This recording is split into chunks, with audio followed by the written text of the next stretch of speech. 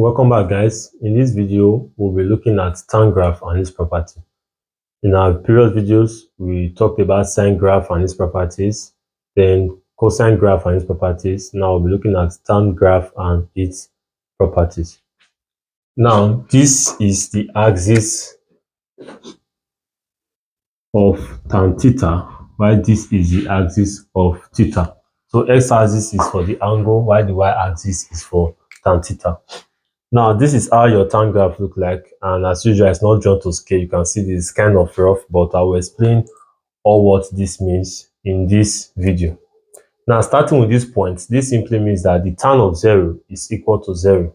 This simply means the tan of 0 is equal to 0. So I can put that here. Tan 0 is equal to 0. Now, in between, we have our tan 45 to be equal to 1. We've done that in our special angles. Now, this is tan 90.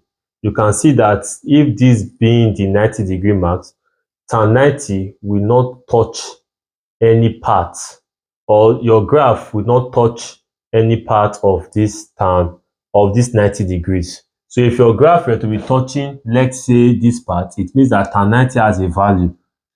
It means that tan 90 will definitely have a value. But this guy keep increasing, going up, and will not cut the graph at this particular point. So we can simply say that tan 90 tends towards infinity. Tan 90 tends towards infinity. Now, there are sometimes people argue, is it infinity? Is it negative infinity? As the case may be. Just like 0. I believe, and we all know that 0 is neither a positive number nor a negative number. There are times where infinity also behaves like that. There are times it's neither positive nor negative. Though, when a positive number is tending towards something very big, it becomes positive infinity, and when a negative number is tending towards something very small, it becomes negative infinity. And infinity does not exist in real life.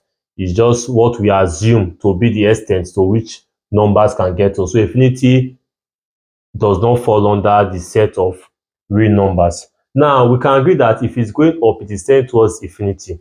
So what can we say about this? It is coming from somewhere in negative infinity, from what you can see here. So from here, you can see that 90 is coming from somewhere around negative infinity, and now we have started having values for other angles. So one can argue that tan 90 is infinity or negative infinity. So I'll just put here tan 90 is equal to infinity, be it positive or negative. Just know that tan 90 is infinity.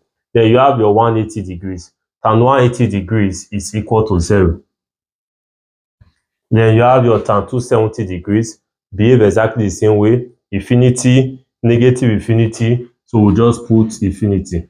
And lastly, tan 360 is equal to 0. Now, same thing will happen here. Tan minus 90, infinity or negative infinity. Let's just put infinity. Tan minus 180 is 0.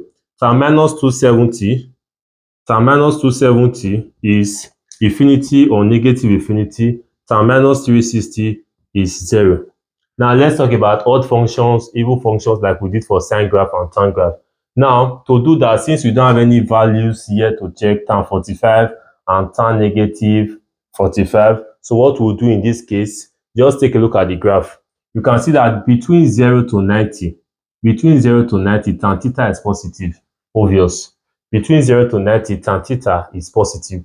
However, between 0 to negative 90, tan theta is negative. 0 to minus 90, tan theta is negative. So any value that tan theta will get here, it will give it its negative value here. For example, tan 45 here is equal to 1. Looking for tan negative of 45, it will be giving you minus 1. Tan 45 is 1, tan negative 45 will be minus 1. Tan 30 is root 3 over 3. Tan negative 30 should be minus root 3 over 3. Tan 60 is root 3. Tan negative 60 should be minus root 3. So I can say that tan minus theta is equal to negative tan theta, just the same way your sine was behaving. Tan negative theta is equal to negative tan theta. And we agreed in our previous video that anytime a function behaves this way, f of minus x is equal to minus f of x. We call it an odd function. So using this proof, we agree that sine theta is an odd function, cos theta is an even function, And now tan theta is also an odd function. Now let me explain how tan minus theta is equal to negative tan theta. So let's pick a value.